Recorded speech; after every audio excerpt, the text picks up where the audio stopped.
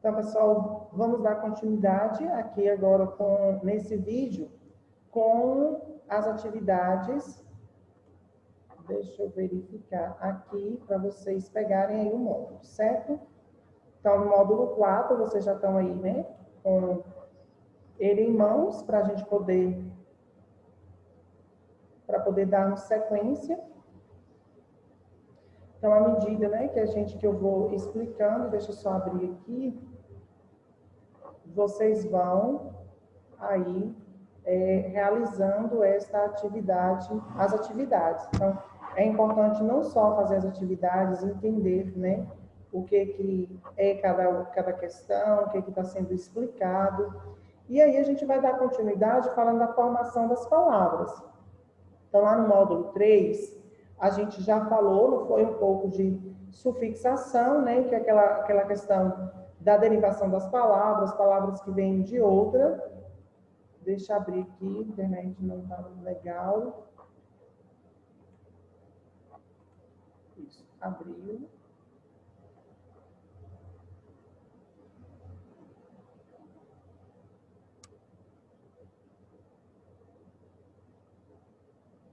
Então, na página 26, então, módulo 4, página 26.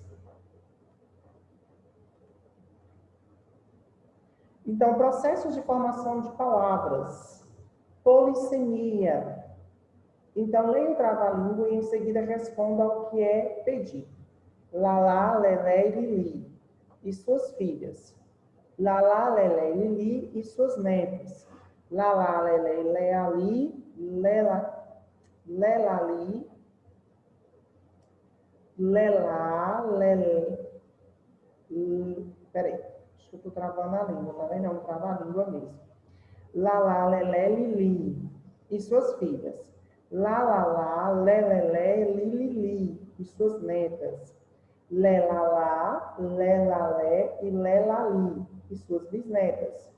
Lilelá, Lilalé e Lileli e suas tetranetas. Lalelá, Lalelé e Laleli. Cantavam em coro. Lalala, lá, lá. Lá. Então, Antônio Mota, Livro dos Travas-Línguas. São Paulo, Leia, 2012, página 35. Há sons de consoantes e sons de vogais recorrentes no texto. Identifique-os e responda. O que essa repetição ela causa? Então, os sons recorrentes são das consoantes L e das vogais A, E e I. Então, lá, lé, lé, li, li. Então, há uma repetição da consoante L e também das vogais A, E e I. Essa repetição ela causa dificuldade de oralização se o texto for lido com pressa. Então, como há uma repetição de som, quanto mais você fala, né, você vai falando rapidamente, aí você vai embaralhando na oralidade, você vai se atrapalhando ali na língua. As personagens apresentadas no texto não se aproximam apenas pela sonoridade que seus nomes provocam, mas também por outro motivo. Que motivo é esse? Elas se aproximam pelo grau de parentesco. Então, quando ele diz, né, suas filhas, suas netas, suas bisnetas, suas tetranetas. Então, não há só uma questão de sonoridade, mas também uma questão de familiaridade, né? Fazem parte da mesma família. Releia os versos do trava-língua. Lá, lelelé e lilili. E suas netas. Lá, lelalé e lelali. Suas bisnetas. Lilelá, lilalé e lileli. E suas tetranetas. Que palavras marcam a relação familiar entre as personagens? Então, quais são as palavras que indicam aqui a familiaridade entre elas? Então, netas, bisnetas e tretanetas. Ou seja, elas fazem parte da mesma família.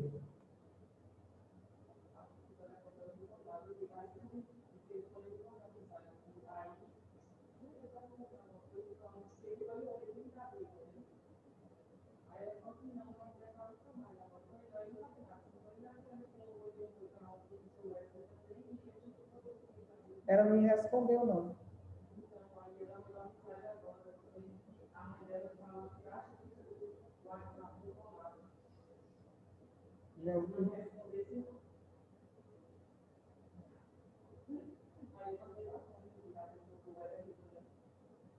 E na de Curitiba?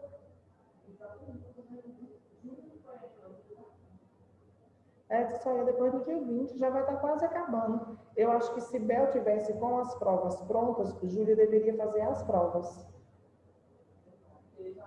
Já ia ali.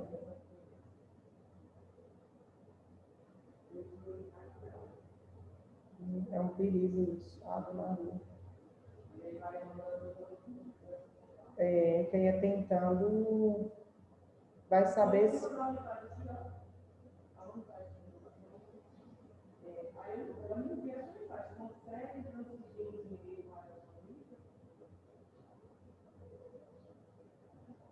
Meu Deus do céu.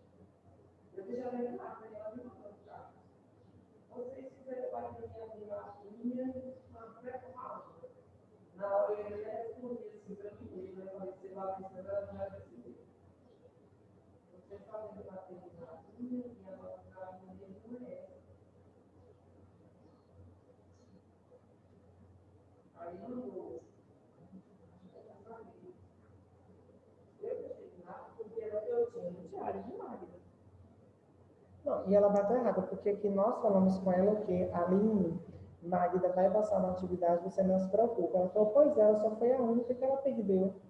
A única não. Eu deixei tudo de lado. Foi a única, Rúbia, que ela perdeu nesse trimestre. Aqui. Foi, se você for analisar, foi a única que ela perdeu. Então, e ela está falando que eu coloquei errada a nota e ela bateu aqui, ó. E Magda falou o quê? Moça, vocês quiserem bater em Lavínia sem necessidade, a nota de Lavínia de português do segundo trimestre está errada. Aí Magda mandou, tá errada, mas acho que Magda também esqueceu que ela corrigiu depois. Olha aí, corrigiu a prova. Aí você falou com ela, né, que não foi que estava errada. Foi depois... Depois que a professora corrigiu o trabalho, eu ainda não sei.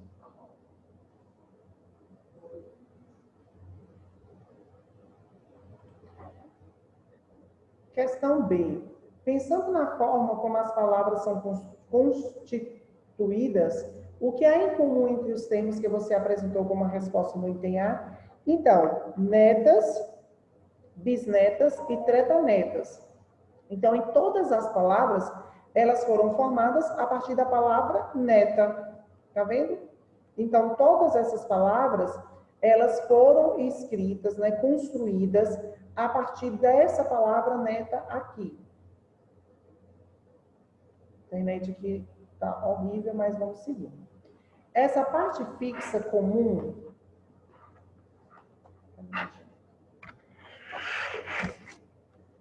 Essa parte fixa comum a diversas palavras é chamada de radical.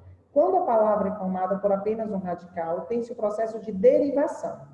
Então, quando a gente começou no módulo 3 falar de derivação das palavras e da construção das palavras, vocês lembram que eu falei do radical? Então, o radical é a raiz. Então, há palavras que elas surgem a partir de uma outra palavra. E várias, né, ou melhor, elas dão origem a várias outras palavras. Essa palavra original, vamos chamar assim, a gente chama ela de radical. Então, é dessa raiz que surgem outras palavras, certo? Então, aí, por exemplo, a palavra neta, ela é o radical, que deriva as palavras, né? Bisnetas, tetranetas. Entenderam?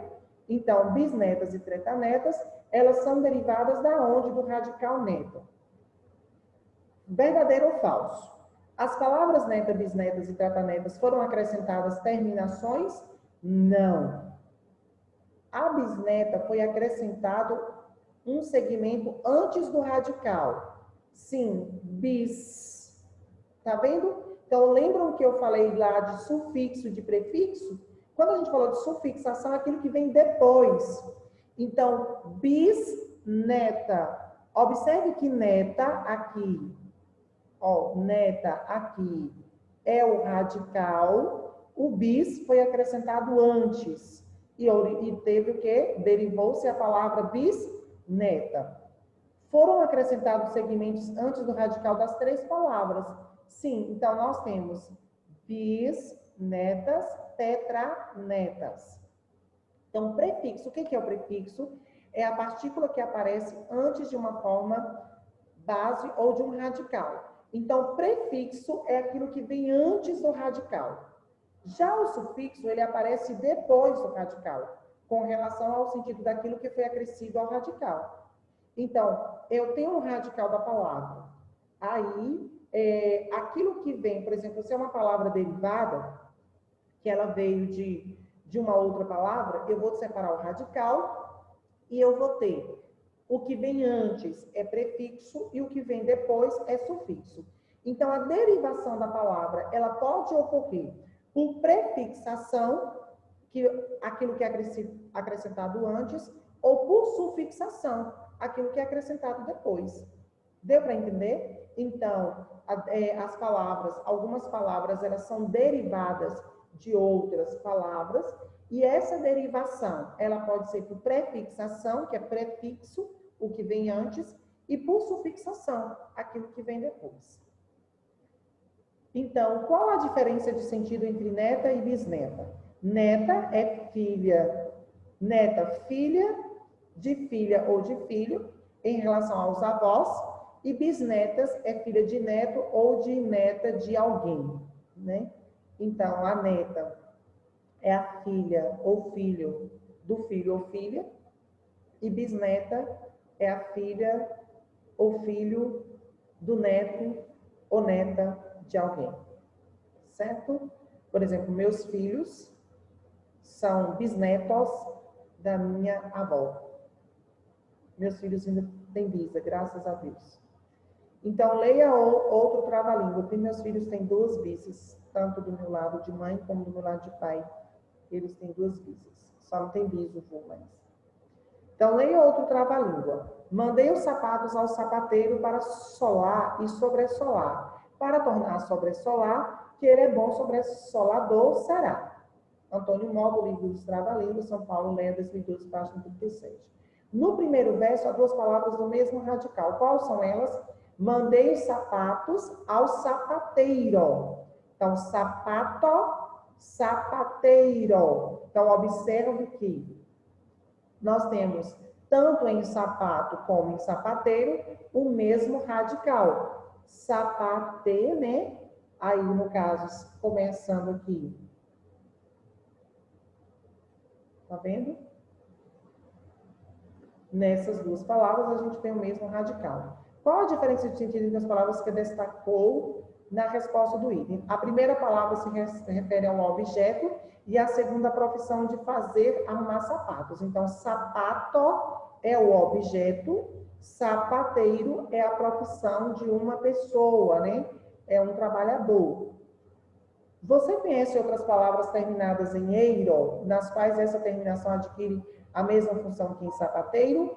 Então, leve o aluno a perceber as terminações. Eiro é usada para nomear muitas profissões. Então, eiro, essa terminação aqui de eiro, ela é uma terminação utilizada para designar nome de profissões. Então, aí nós temos empreiteiro, que é aquele que pega uma empreita, né, uma obra para ser realizado. O pedreiro, que é quem faz a obra. O verdureiro, que vende verdura. Padeiro, quem faz pão. O lixeiro, que pega o lixo. O carpinteiro, quem faz telhado, né, carpintaria, mexe com madeira. E entre outras profissões. Então, observe que esse eiro, muitas vezes, é designado ao quê? Às profissões, certo? A sapateiro foram acrescentados sufixo e prefixo ou apenas sufixo?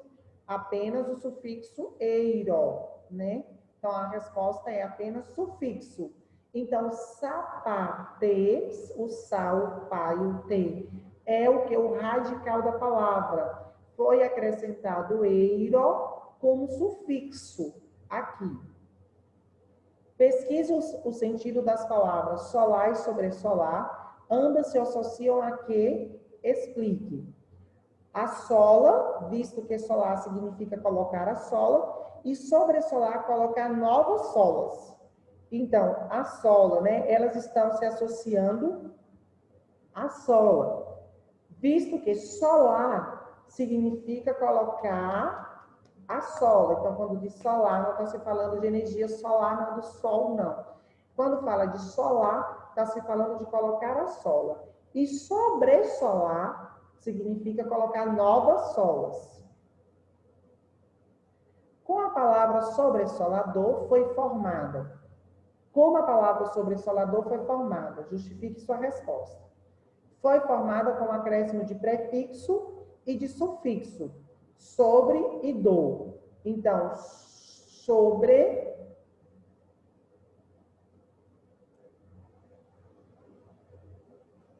e do. Então, observe que sola é o radical. Ah, professor, e esse S, como o S entre duas vogais, ele tem um som de Z, e aqui ele precisa ter o som de S, foi acrescido mais outro S. Só que o radical é sola. Então, sola, para fazer sobressolador, esta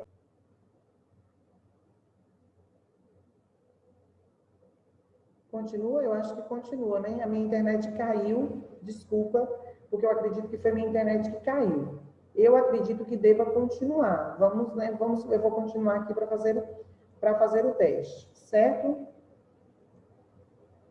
Então, sobre, como eu estava dizendo, sola é o radical, sobre é um prefixo, vem antes do radical, e do é um sufixo, vem depois. Então, sobressolador é uma palavra derivada de sola. Aí a derivação, ela ocorreu por prefixação, pelo prefixo, e por sufixação, pelo sufixo que veio depois. A palavra sobressolador designa uma profissão. É uma profissão. Leia o texto observando o jogo de palavras contido nele. Não confundas ornitorrinco com otorrinolaringologista. Ornitorrinco com ornitologista. Ornitologista com otorrinolaringologista. Porque ornitorrinco é ornitorrinco. Ornitologista é ornitologista. E otorrinolaringologista é o otorrinolaringologista. Acho que deu para ver. Então, também do livro dos Travas-Línguas de Antônio Mota. Agora responda aos itens. Considerando-se que o texto é um trava-língua, o que levaria alguém a confundir ornitorrinco com otorrinolaringologista ou com ornitologista? O fato de serem palavras longas e difíceis de serem faladas, além da semelhança de iniciarem por O. As palavras ornitologista e otorrinolaringologista apresentam o mesmo sufixo? Qual é esse sufixo e o que ele significa de acordo com o contexto? O sufixo é o ista, tá vendo? Tanto nesta como nesta. Ornitologista. Então, o sufixo é ista e designa ofício, trabalho. Leia o trecho de uma notícia. Deu para entender, gente? Qualquer dúvida, posta no grupo. Leia o trecho de uma notícia. Mãe usa a própria filha como guarda-chuva em tempestade. Para não se molhar durante uma chuva torrencial que caiu na Louisiana, região sul dos Estados Unidos, uma mãe utilizou a própria filha como guarda-chuva. Um homem que estava dentro de um carro próximo à cena filmou o ocorrido e publicou o vídeo no Twitter. Na cena, a criança foi suspensa acima da cabeça da mãe, que seria a suposta mãe, segundo o jornal português Correio da Manhã. Misericórdia. Esse pode colocar a bichinha assim e a bichinha tomar a chuva todinha. Disponível em curiosamente, diariodepernambuco.com.br, Project Mãe Usa Própria Filha, acesso em abril de 2018. Explique a manchete do texto. O que é a manchete? A manchete é o título da reportagem ou da notícia. Mãe usa a própria filha como guarda-chuva em tempestade. Uma mãe usou a filha para se proteger da chuva, erguendo sobre a cabeça como se ela fosse um guarda-chuva. A palavra guarda-chuva é formada por dois radicais. Identifique-os. Então, observe que a palavra guarda-chuva, ela é uma palavra, é um substantivo composto. Por que é um substantivo composto? Primeiro, substantivo é o nome. Então, o substantivo é o nome das coisas. Mesa, cadeira, Wesley, professor, bicicleta, apontador, lápis, tudo isso são substantivo. Carinhanha, são o nome das coisas. Dentro dos substantivos, a gente tem o que? As classificações. E guarda-chuva é o nome de um objeto e ele é composto por duas palavras. Então, por isso que nós vamos dizer que guarda-chuva é um substantivo composto. É um nome formado por outras duas palavras. E ele tem dois radicais. Quais são? Guarda-chuva. Entenderam? Então, observe que tem dois radicais. É derivado? Não. São dois radicais que formam uma palavra. As palavras podem ser formadas por dois ou mais radicais. Quando isso acontece, tem-se o processo de composição.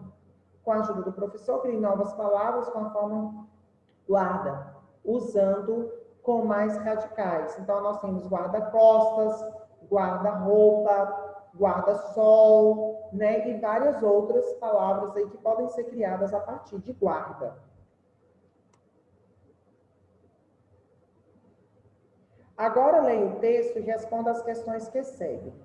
Conceito de espécie e guarda-chuva.